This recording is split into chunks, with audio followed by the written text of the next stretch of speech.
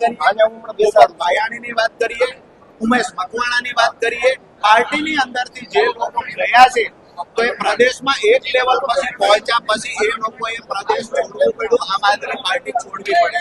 રાજુ કરપડાને એવું હતું હું એક લેવલ સુધી પહોંચ્યા પછી આ પાર્ટી છોડવાનો વારો નહીં આવે, પરંતુ જ્યારે તમે કેજરીવાલજીના સંપર્કમાં જાઓ છો, અહીંની વાસ્તવિકતા કેજરીવાલજી સુધી પહોંચાડવાના જ્યારે પ્રયત્ન કરો છો ત્યારે તમને પાર્ટીમાંથી સાઈડ કરવા માટે યા તો તમને લાંબા સમય સુધી કોઈ કેસમાં ફસાવાનું ષડયંત્ર અહીંયાથી થાય છે, જે બે લોકોના મેં નામ આપ્યા. રાજુભાઈ, હવે તમે સત્તા પક્ષ સાથે જોડાવાની વાત કરી, ખેડૂતો માટે કામ કરશો, ક્યાં સુધીમાં જોડાવાના છો અથવા કોઈ નિર્ણય કર્યો છે આપે? હાલ મેં પહેલા પણ કહ્યું કે ગઈકાલે મોટી સંખ્યામાં ખેડૂતો સાથે મારી મુલાકાત થઈ. આવનાર સમયમાં એક ખેડૂત પંચાયત નીચે રાખો અને ત્યાર પછી જે નિર્ણય લેવાનો હશે એ લઈશું. આજે કોઈ નિર્ણય લીધો નથી.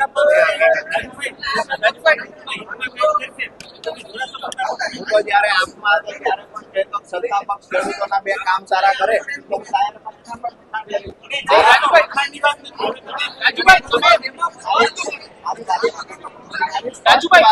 તો ખેડૂતો માટે મેં જે મારા વિસ્તારમાં સિંચાઈના રાજુભાઈ તમે એવું કીધું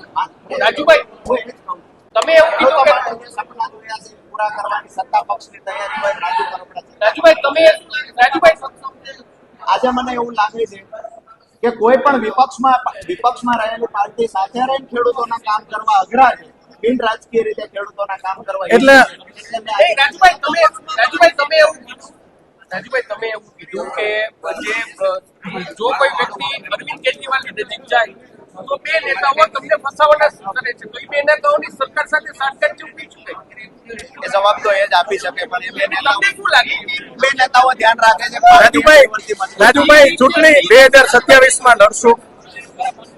આજે મેં એવું કઈ નક્કી નથી કર્યું. હું 22માં જયારે લડ્યો છું ત્યારે પણ લગભગ તમામ પત્રકાર મિત્રો એના સાક્ષી છે. 22માં જયારે હું લડ્યો ત્યારે પણ મેં નક્કી નહોતું કર્યું. પાર્ટીએ કહ્યું કે આ સર્વેમાં તમારું નામ આવે છે, તમારે લડવી જોઈએ.